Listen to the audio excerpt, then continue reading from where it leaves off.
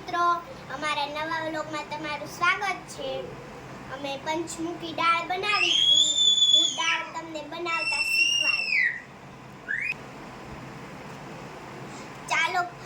ચાલો હું કેવી રીતે દાળ બનાવતા હું તમને શીખવાડું। આપણે પંચમુખી દાળ બનાવી છે અને બા રોટલા બનાવે છે અને રોટલા કેવા બને જરા કોમેન્ટમાં કહેજો। અને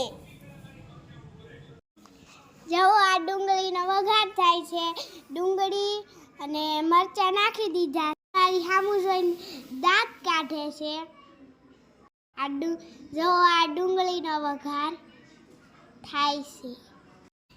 ડુંગળીનો વઘાર કેવો મસ્ત થાય છે અને મને તો એમ થાય છે ડુંગળીનો વઘાર જ ખાઈ લઉં।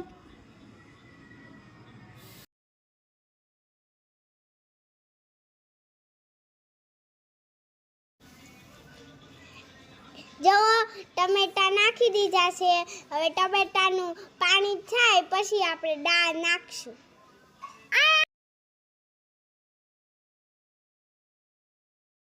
ટમેટાનું પાણી થઈ ગયું છે, હાલો આપણે 1 ચમચી હળદર નાખીએ। જો મિત્રો આપણે હળદર નાખી દીધી છે। હવે આપણે હળદર નાખી દીધી તો ઘડીક આપણે હલાવીએ, મિક્સ થઈ જાય।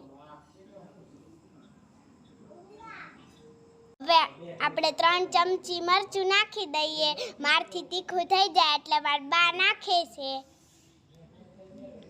એવું સરસ ચડી ગયું છે એટલે આપણે દાળ નાખી દઈએ અને ઘડીક હલાવશું।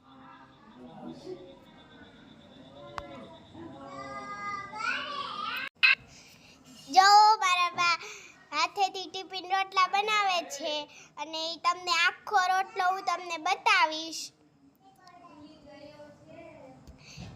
જો રોટલો કરે છે, રોટલો ટીપે છે।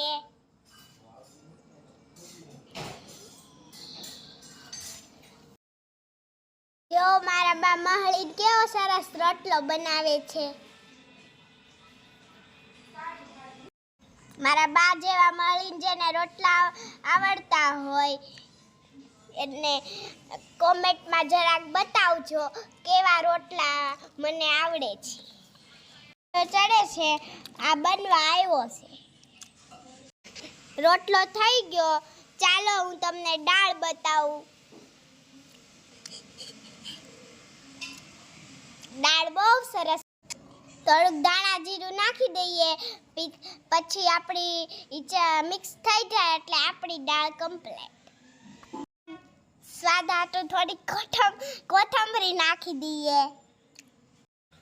આ રોટલા અને દાળ તૈયાર થઈ ગઈ છે। હમણાં બધાને જમવાનું છે એટલે હું દાળ બહાર મૂકું છું।